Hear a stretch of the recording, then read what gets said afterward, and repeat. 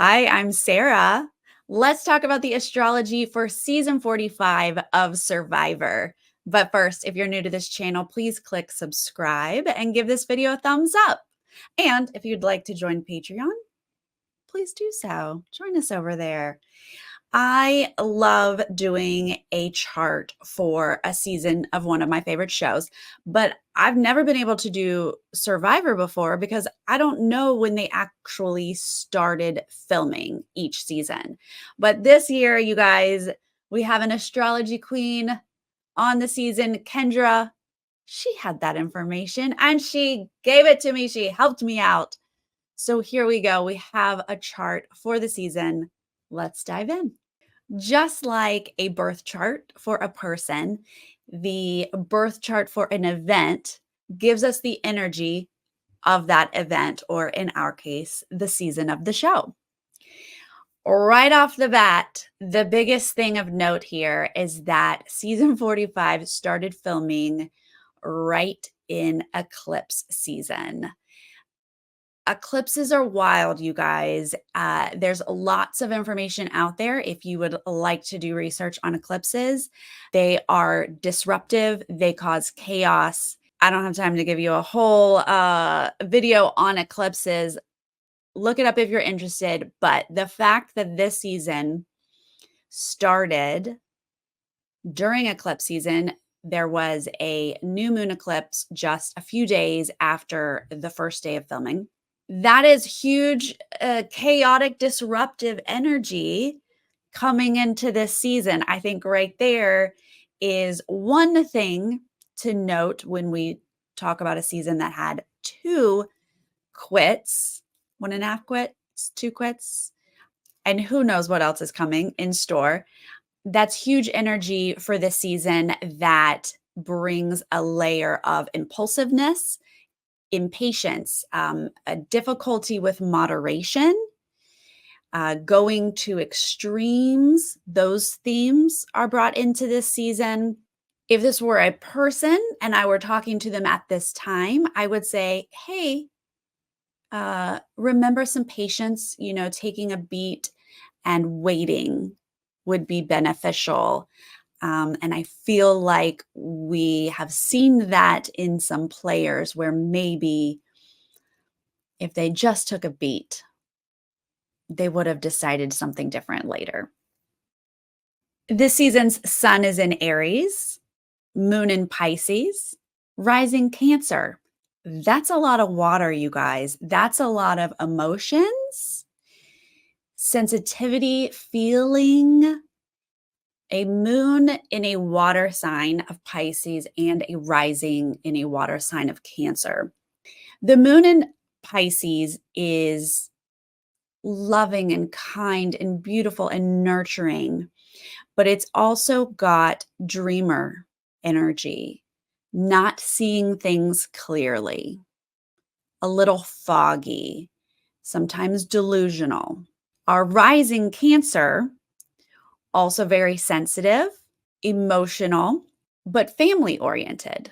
Having an ascendant so focused on family would be a real struggle for a show away from family, away from home, without the comforts of home even. This would be a hard dynamic for this season. Interestingly enough, right there with the ascendant, we see Mars in Cancer conjunct the ascendant.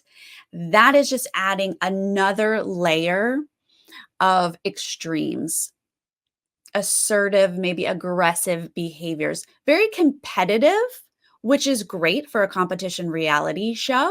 But having the eclipse and the Mars with the ascendant, that's a lot of not being able to balance, but instead to just go headfirst in whichever direction that might be. If it's missing your family because it's in Cancer, you might just hit the road and not stay the course. And with the moon in Pisces, not seeing things clearly might make you hit the road.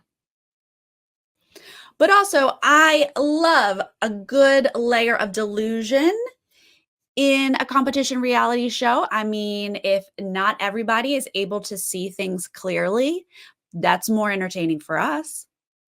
Now, I like to look at the 10th house, the top of the chart for these shows, because that's how other people see us. That's our career. That's how we, our place in society. And we've got the midheaven in Aries right there sandwiched between the sun and Jupiter. That's beautiful, big energy. The sun is shining on all of those Aries qualities: competition, fighting, assertiveness, extremes, impulsiveness. And Jupiter is like the big support planet.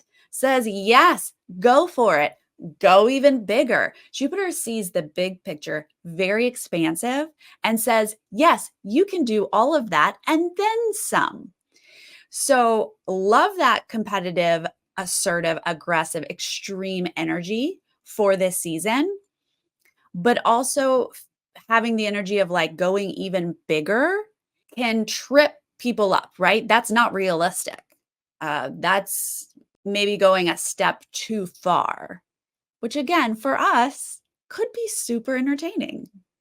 I also like to look at the 11th house for these types of shows because that's our groups, our friends, our community, our networks, and alliances for competition reality shows. We've got Taurus in the 11th house here, very loyal. This makes me feel like we are going to have very loyal alliances. Fixed energy, which means we stick with a plan, don't really like to change plans too much. But Uranus is right there in the 11th house, and that is a big disruptor. Change, expect the unexpected. So this gives me the sense that we're going to have loyal alliances willing to stick together for a while until they're not. And then we will have some changes. So it'll seem like we're tribe strong or alliance strong, but it won't take us all the way to the end because Uranus won't let it. There will be change. Those groups will change. This is a very fun, wild chart. I'm so glad that we're able to look at it because I think a lot of us have been saying, what the heck is happening this season? Two quits. This season has already proven to be a one of a kind. And now, I mean, I can see it. Eclipse energy, all of that Aries, water rising and water moon. Wild, disruptive, extreme energy for this season, but I love all of that Aries in the 10th house. So I think that it will continue to deliver. Season 45 will continue to deliver. Feel like we're going to love the end. What are your thoughts, you guys? Do you see anything else here? How are you feeling about this chart? How are you feeling about this season? Let me know all of your thoughts. I'll see you next time.